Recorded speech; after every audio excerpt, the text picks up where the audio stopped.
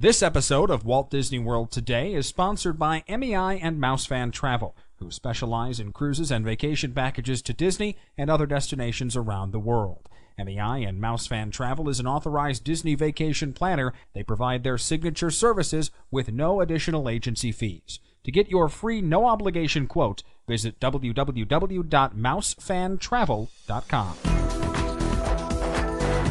This is Walt Disney World Today. Give us 5 minutes and we'll give you the world. It's Wednesday, February 6th, 2008, and this is episode 367 of Walt Disney World Today. I'm Matt Hodgeberg from StudioCentral.com. On the show today, we have Mike Newell of Mouse World Radio. Also on the show today is Mike Scopa of All Ears Net. Welcome, Mike. Okay, listen up, everybody. If you're not hearing left and right, sounds dangerous. You should switch your headphones right around now. I mean, the last time I was there, half the headsets were busted. Good, you can take a nap. That should go. All right. Yeah. Also on the show today is Len Testa, co-author of the Unofficial Guide to Walt Disney World. Hi, Len. How's it going, Matt? Outstanding.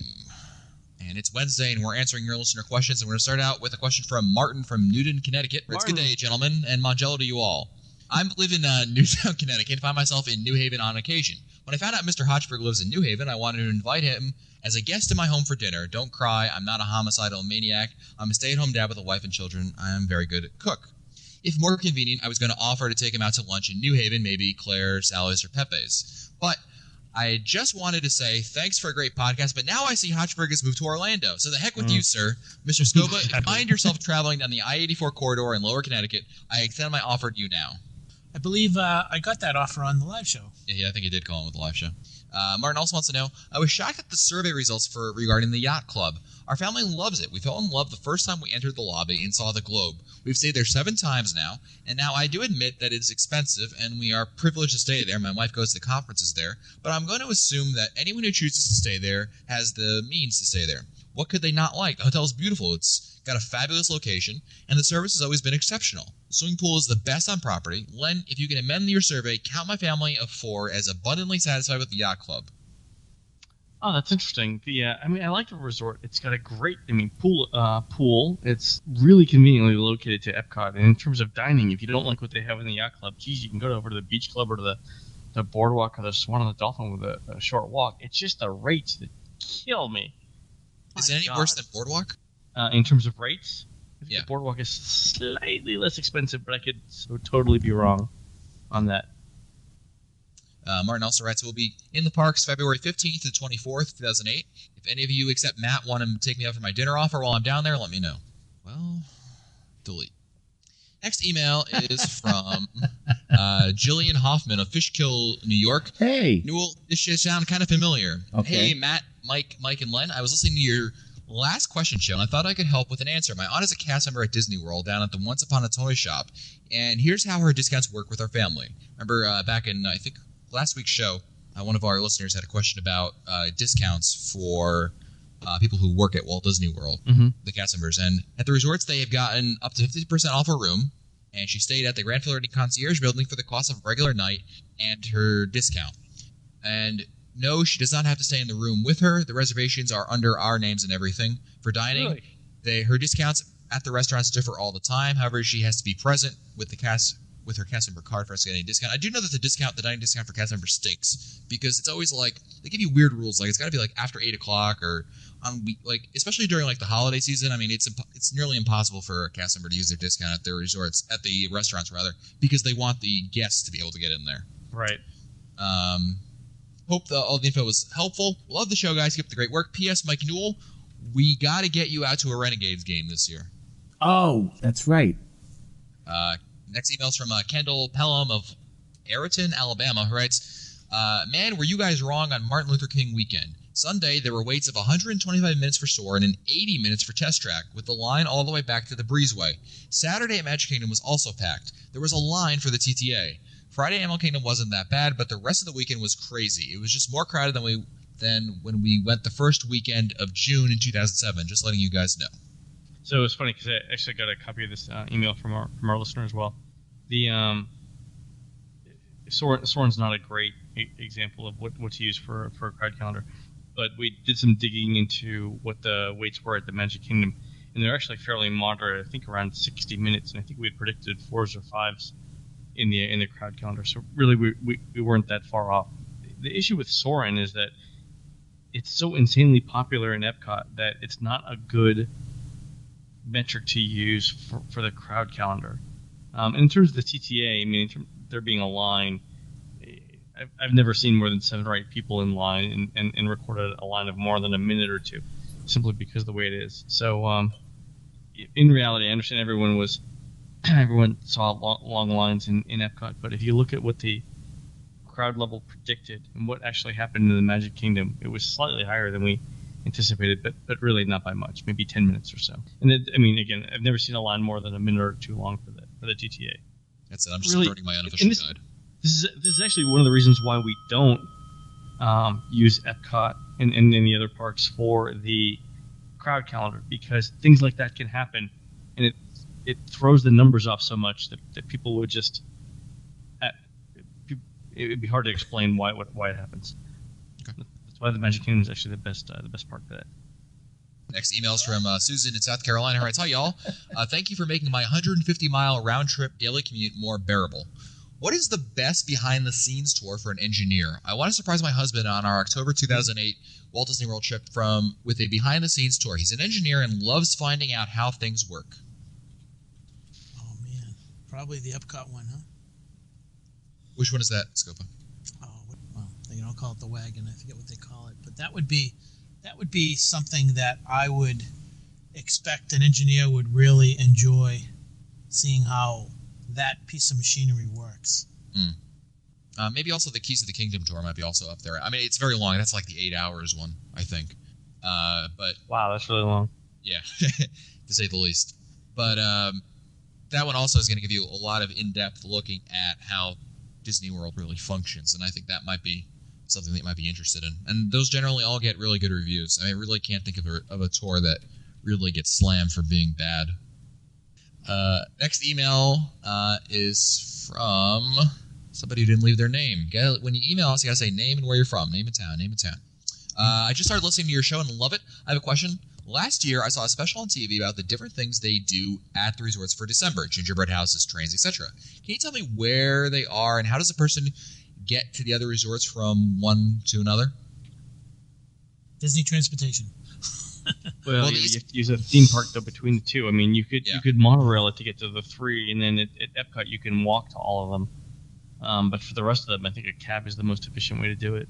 Yeah, I mean, like Len said, monorail at the Magic Kingdom resorts, at the Epcot resorts like Yacht Club, Beach Club, Boardwalk, Swan and Dolphin, you can just walk around. For the others, you're going to have to the freeway is you go from Resort A to a theme park, any theme park, or Downtown Disney, and then go from that theme park or Downtown Disney to Resort B.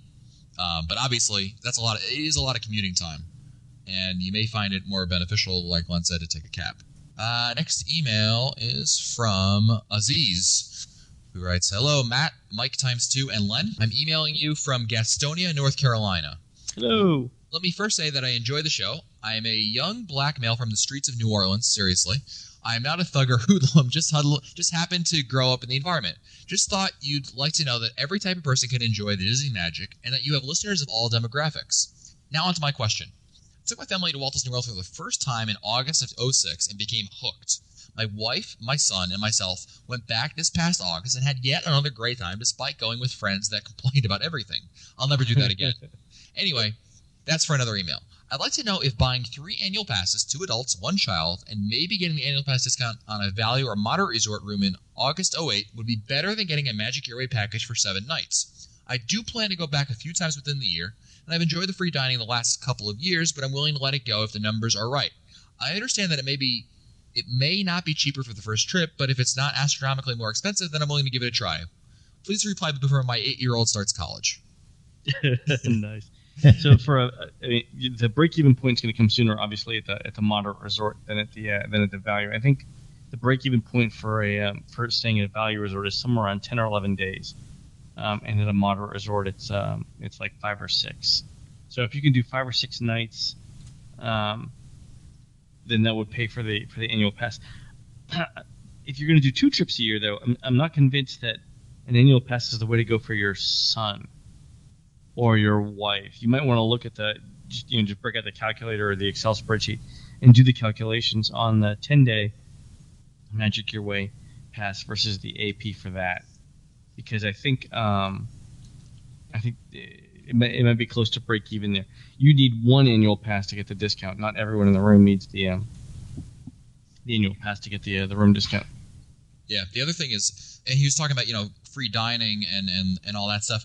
I think, and I've said this before on other shows, Aziz, that you want to, if you plan things out well ahead of time and you plan out what you're going to eat and where you're going to eat, you can oftentimes, I think the value that you're going to get by using your annual pass discount and then getting the Disney dining experience and save even more money, I think you're going to find that you'll be able to save a lot of money and end up with a better deal over the course of the year than just trying to bank on the free dining or something like that. Because I really think that it's going to, I don't see it as a good value. So I'm totally with your plan, Aziz. I think you should go for it. Next email is from Bonnie in Wintersville, Ohio, who writes, "Hi guys, I recently started listening to your podcast thanks to my husband for the iPod for my birthday and love them. We're DVC members at the Boardwalk, so we try to go as often as we can, which is not often enough. Our next trip is in May of 2008, and there'll be 7 of us because my daughters, 16 and 13, are taking their best friends, sisters both 16 and 13.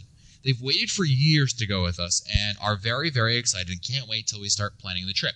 On your podcast on October 31st, someone asked about the 180-day ADRs. Since we haven't gone to the itinerary planning stage yet, this got me worried. I've never made a 180-day ADR for Chef Mickey's last time and had no trouble getting in. So to start my family's preparation sessions, here's my questions. Which days at each of the parks are the least crowded? I've heard that Mondays are the worst days of the Magic Kingdom, so we never go on Mondays. I've also heard that going to the park that had extra magic hour, I hate them too crowded, give me back E-Ride nights anytime, the night before is the least crowded the next day. Len, do you want to comment on the best parts? That part's not true.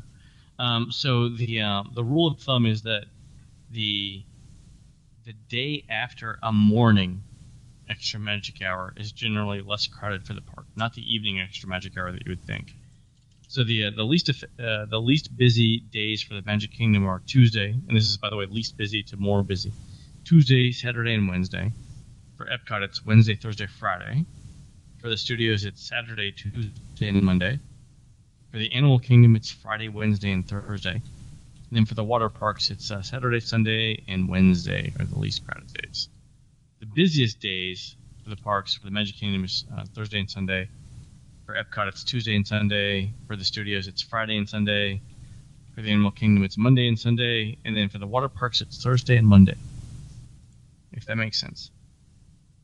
Yeah. All this is, by the way, free on the website, on touringplans.com. Look in the crowd calendar, scroll down, and it'll tell you. Let's see. Bonnie also wants to know, I need to know so I can plan our reservation so we aren't running from one park to another constantly just to eat. Plus, my dad is 76, so we don't want to run him around too much and tire him out, even though he is sometimes the biggest kid of us all. Thanks in advance, and we look forward to your answers. So hopefully, Bonnie answered that out. But yeah, definitely check out touringplans.com. There's a lot of free information on there besides, and I'm sure Bonnie's a very good researcher and she already has her 08 guide purchased, like a very good person. Next email is going to be from me and Scopa. He writes, "Hey guys, I don't have a Walt Disney World question, but I do have one pertaining to the podcast, sort of. I've heard you guys make reference to wrestling a few times, Grapefruits in the last episode for one, and even had entrance music on an earlier episode. Are you guys wrestling fans? If so, maybe you should each list which wrestler you think would make a great Disney character. Thanks for the great podcasts." And that was Nick in Vincennes, Indiana. I watch wrestling, Scopa. I think you watch wrestling, don't you? I've watched wrestling for a long time. I actually played on a basketball team with somebody who became a freshman. I thought you were going to say you were a wrestler at one point. My son has actually knows Triple H. Triple H is originally from Nashua, New Hampshire, and my son was a director and manager of a Gold's Gym, and Triple H worked out there. I'm a wrestling fan. I understand what it's all about. It's sports entertainment, and it's basically a soap opera for men. So I enjoy it. Yeah. Oh, absolutely. Which character would you like to see in the parks, Scopa? Which character? Well, we know that Hogan spent some time at the Grand Floridian when he was doing he did the a show. Yeah. TBS or TNT, I think. Which one would I like to see in the parks? I think I'd like to see. I'd like to see the Undertaker at the Tower of Terror. That would be pretty funny. It is like old school, That'd be like great. 80s Undertaker. Old school, that's right. Yeah, that wouldn't be bad. Trying to think who I would enjoy seeing over there. I like Vince McMahon is the best. I love him among all the rest. You know. You're fired. You're fired.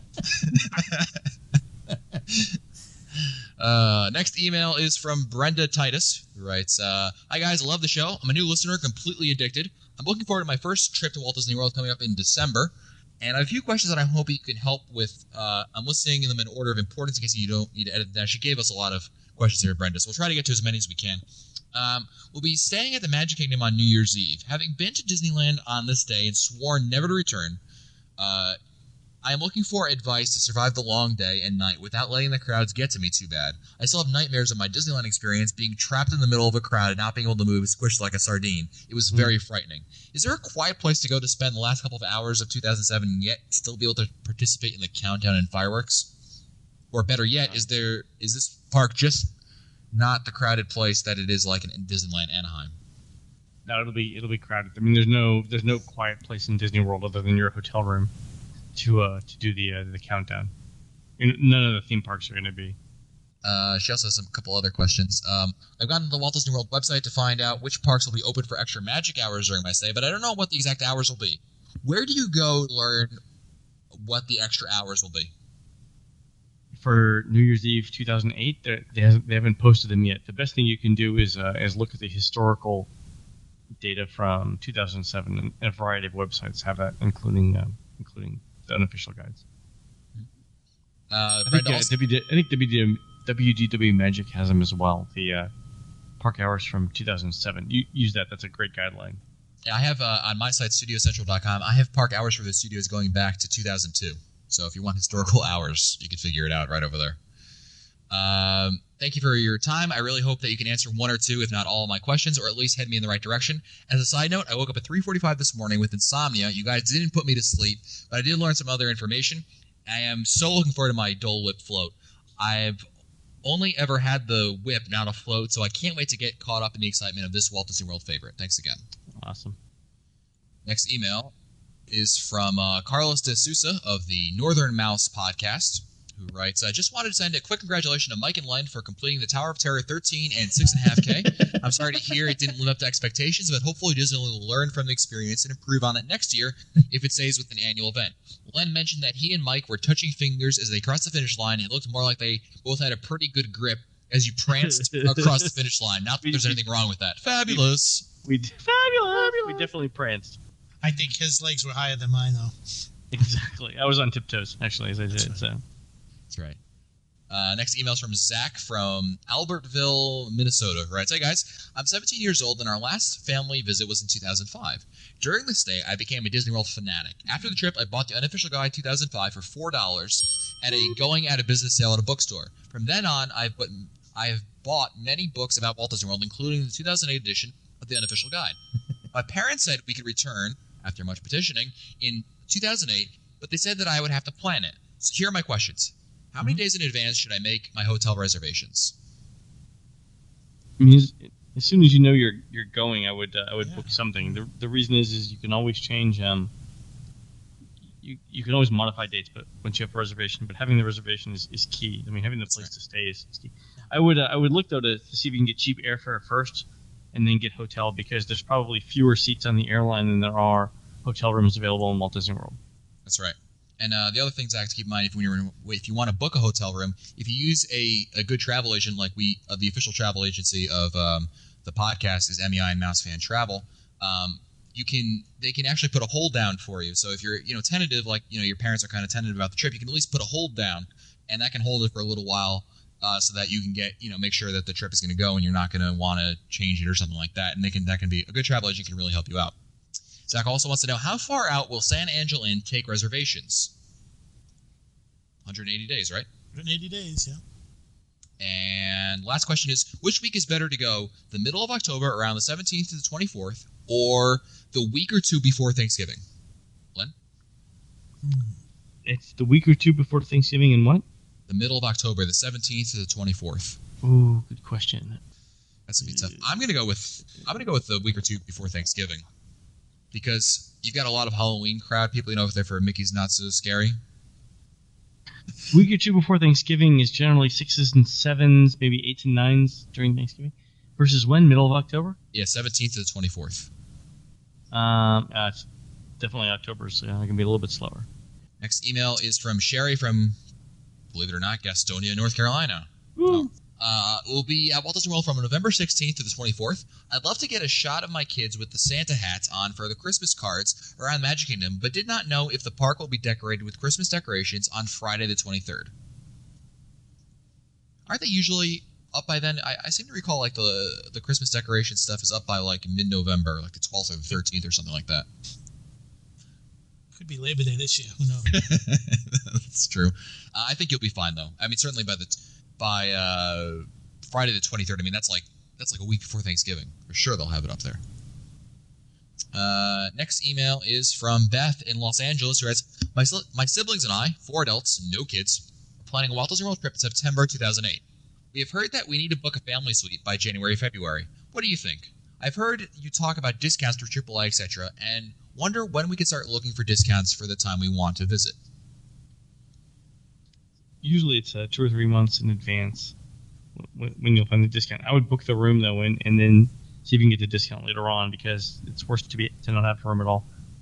Yeah, you can always book a room for like rate A, and then if like tomorrow or whenever the rate drops like much, it doesn't matter, $1 or $300, they'll adjust the rate for you. And again, a good travel agent can do that for you. Save the trouble, really.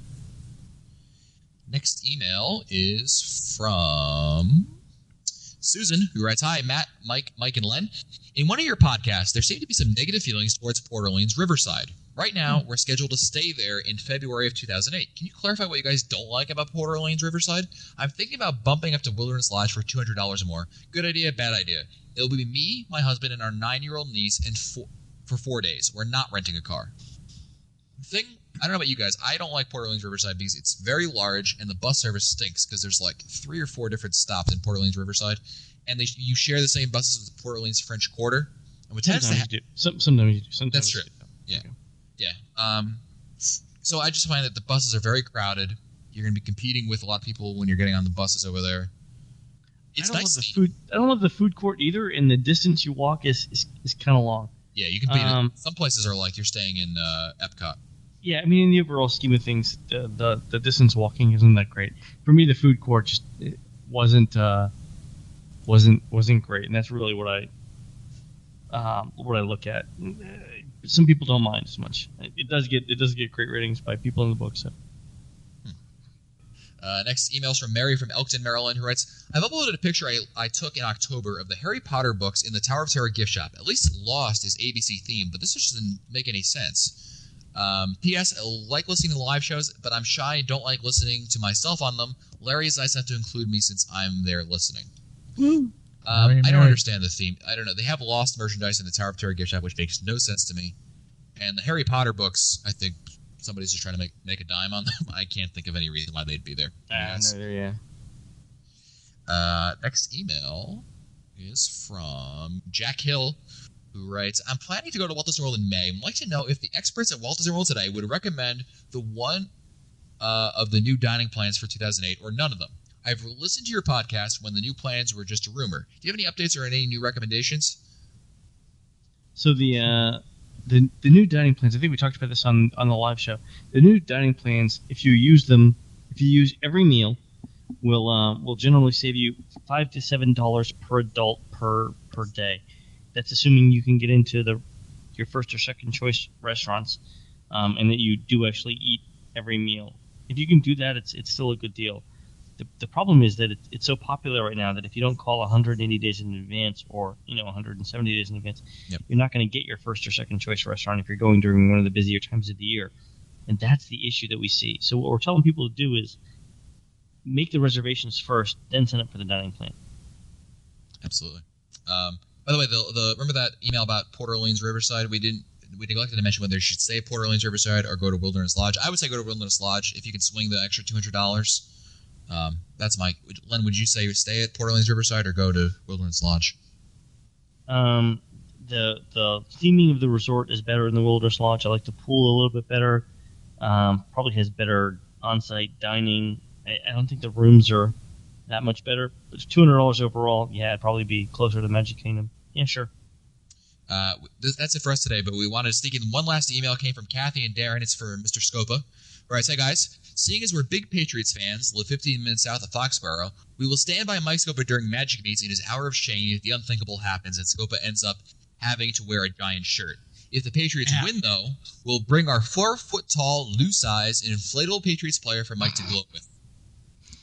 4-foot-tall, Matt, loose-size. Matt, That's correct. Matt, this show is being played. Well, this show is after the fact. So well, then I guess we all know that they're going to have to be there to stand you with in shame in your giant shirt. I can't believe Plexico Burris caught that touchdown with less than a minute left. If you want to find our older episodes, read our show notes, or send us your comments, visit the Walt Disney World Today website at wdwtoday.com. For Len Testa, Mike Scopa, and Mike Newell, I'm Matt Hodgman. We'll see you on the next show. This has been a production of Mouse World Radio. This episode of Walt Disney World Today is sponsored by MEI and MouseFan Travel, who specialize in cruises and vacation packages to Disney and other destinations around the world. MEI and MouseFan Travel is an authorized Disney vacation planner. They provide their signature services with no additional agency fees. To get your free no-obligation quote, visit www.mousefantravel.com.